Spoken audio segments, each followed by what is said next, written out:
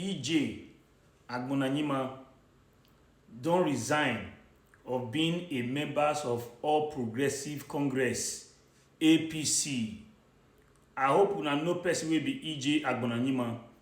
Na in picture una dey see for here so.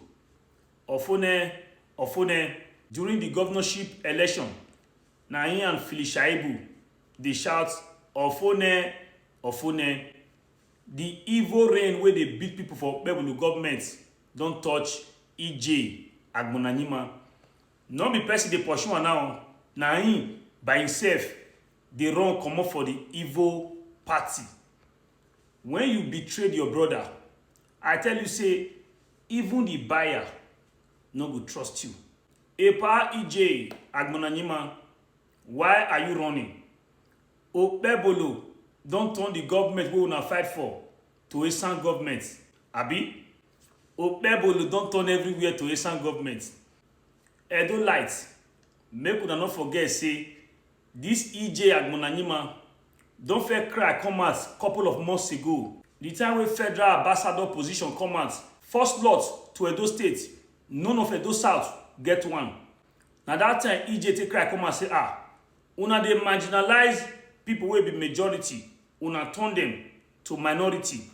They no give the people of Edo South one slot. All of them don't realize now say Okpebholo na dictator. Yes, according to wounded civilian, he say Okpebholo na emperor. Then think say they will manipulate Monday Okpebholo. And at the end of the day, now Monday Okpebholo come dey manipulate them. Evil reign. Una wey betrayed una self for Monday Okpebholo. The Monday Okpebholo wey una betrayed una self for, if he deliver now, the answer is no. The people wey don't know how Monday Okpebholo take emerge as a governor of Edo State, now then they enjoy the government today. But una wey fight una self, carry enemies among una self, fight una own brother, even pursue una brothers enter exile. Today, wetin happen? Wetin be una position for the government? Nothing. Okpebholo don't change am for all of una. Even Pastor Osage wey step down for Okpebholo for your personal interest too. When the time reach for Okpebholo to pay Ezeyamu back, Okpebholo no fit support Ezeyamu make it be senator representing Edo South. Me, I know say Ezeyamu no good. Oh yes, I know say Ezeyamu no merit that position.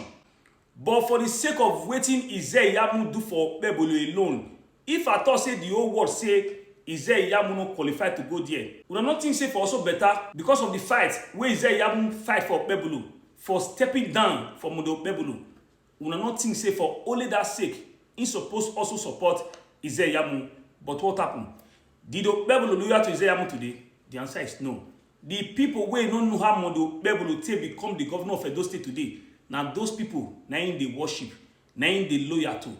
But una wey carry the matter for head, wey fight with our brother because of Okpebholo, today unko Okpebholo sideline all of una.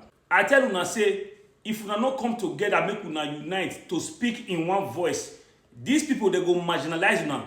At the end of the day, una wey be majority, then go turn una to minority. Make una start to dey organize una self now before the next 4 years. Because all of una don't see and say Okpebholo government na 100% Esan agenda. This man no dey do anything for Edo South apart from politics. Today now, no be the wounded civilian come dey talk about himself say the federal government flyover wey Monday Okpebholo take dey paint una eye, wey take dey put una for work, wey take dey knack una kpako. No be wounded civilian by himself come dey talk and say flyover start for here, e end for here. Say that flyover no bring any difference when it comes to Edo South. Okpebholo no dey do anything for Edo South compared to wetin they do for your village, Edo Central. Okpebholo no give any juicy position to the people of Edo South wey make am be governor of Edo State today. But he pack all im young people for better position for government. Edo South, make una wake up.